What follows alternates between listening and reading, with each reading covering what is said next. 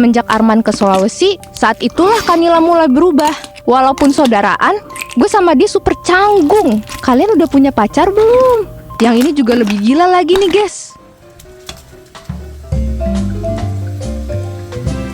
Gue punya cerita. Video ini akan mengandung konten tentang pengalaman kekerasan seksual dan isu kesehatan mental yang dapat memicu trauma atau respon emosional tertentu. Tidak disarankan untuk anak-anak atau individu di bawah umur. Harap tonton dengan tanggung jawab pribadi. Guys. Hari ini gue mau spill kelakuan kakak gue yang di luar Nurul. Kisah hidup gue ini bener-bener mirip sinetron deh pokoknya. Eits, kenalan dulu dong. Gue Dina. Jadi, cerita ini bermula waktu gue kelas 1 SMA di Surabaya. Pada masa itu, gue tinggal sama kakak cewek gue yang udah kerja, namanya Nila, sama abang gue yang masih nganggur, namanya Arman. Kita bertiga tinggal di rumah kontrakan sederhana, dan semua biaya hidup gue dan abang gue itu ditanggung sama Kak Nila. Ya, biasalah ya, sandwich generation. Kalau ditanya orang tuanya kemana, ibu bapak gue ada di balik papan, alias mereka udah meninggal cuy. Yang artinya, kita bertiga sekarang adalah anak yatim piatu. Selepas kepergian ibu bapak, Kak Nila itu jadi tulang punggung keluarga. Mau nggak mau dia jadi donatur buat kita.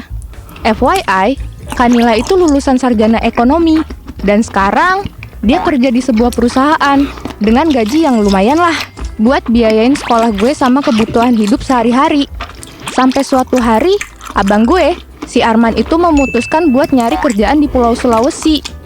Katanya sih, dia diajakin temen SMK-nya buat kerja di pertambangan di sana. Gue dan kakak sih nggak ngelarang sama sekali. Malahan kita dukung, biar Kak Nila juga nggak jadi tulang punggung sendirian. Akhirnya, dengan modal dana dari Kak Nila buat biaya hidup dia di sana dan juga tiket kapal, Arman akhirnya memutuskan buat berangkat. Dia berangkat ke pelabuhan, hingga akhirnya dia sampai di Makassar. Alhasil, uang jajan gue dikurangin untuk sementara waktu. Gue sih masih bersyukur, soalnya masih ada kakak gue yang mau ngurusin biaya hidup gue. Nah, semenjak Arman ke Sulawesi, saat itulah Kak Nila mulai berubah. Pernah suatu hari, gue ajak 2 temen cewek gue ke rumah. Ceritanya, waktu itu gue mau ngerjain tugas video bareng. Tiba-tiba, tanpa gue minta, Kak Nila ini nawarin diri. Katanya mau bantu gue dan teman-teman gue buat ngerjain tugas videonya. Kek, tumben amat bejir. Biasanya juga bodo amat dia mah sama beginian. Buat gue itu aneh woy. Soalnya, walaupun saudaraan, gue sama dia super canggung. Dan bisa dibilang, gue nggak sefrekuensi sama dia. Tapi, semenjak Arman merantau, rumah tuh seakan hening. Karena gue dan Kak Nila jarang banget komunikasi. Ya paling kita cuma ngobrol kalau ada hal yang benar-benar mau diomongin aja. Mode biasa sih kita.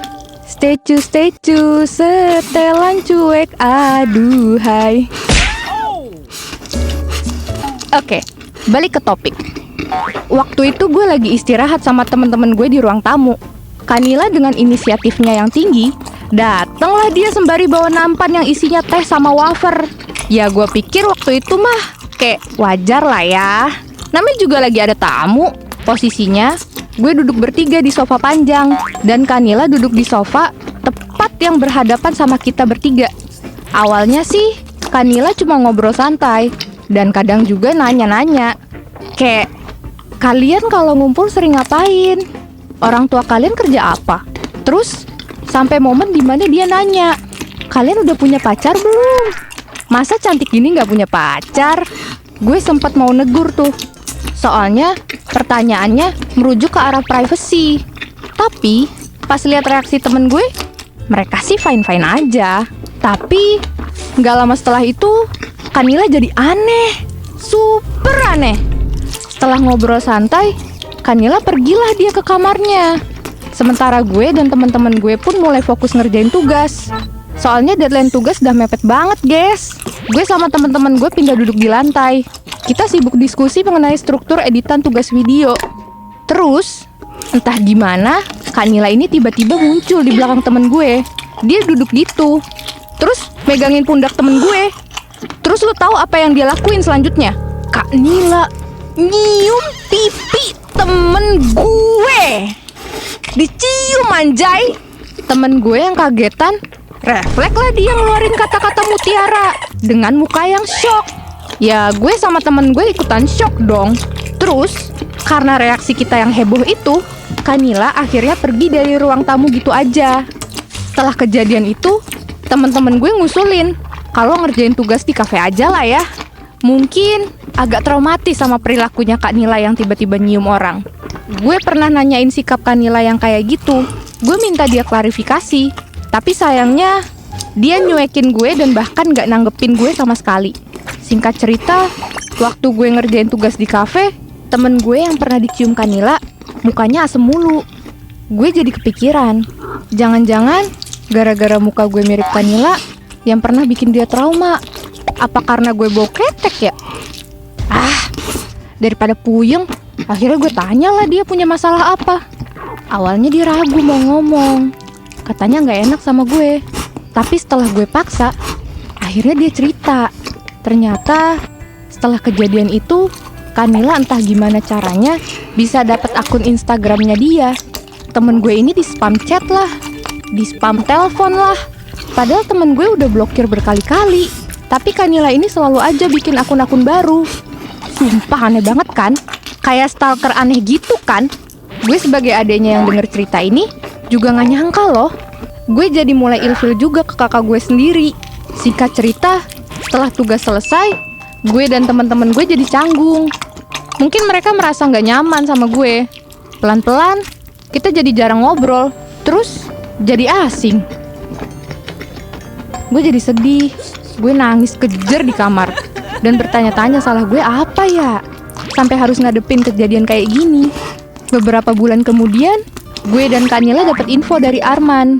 Aduh, yang ini juga lebih gila lagi nih guys. Capek banget gue sejujurnya. Abang gue, si Arman ini,